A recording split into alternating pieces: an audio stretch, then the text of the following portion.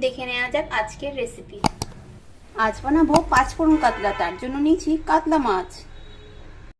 আর একটা মশলা করে নেবো, তার জন্য মিক্সিং জারের মধ্যে দিয়ে দিচ্ছি আদা, পেঁয়াজ, কয়েক টুকরো টমেটো ও কাঁচা লঙ্কা দুটো।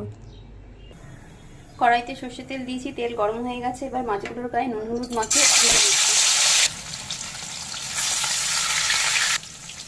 আরেকটি তুলতে দিচ্ছি।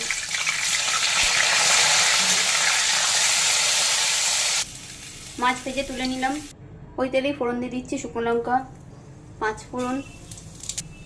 ফোড়নটা ভাজা হয়ে গেছে, দিয়ে দিচ্ছি আগে থেকে রেডি করে রাখা মশলা। দিয়ে দিচ্ছি সামান্য বাটি ধোয়া জল। এই মশলাটা দিয়ে একটু কষে নেব।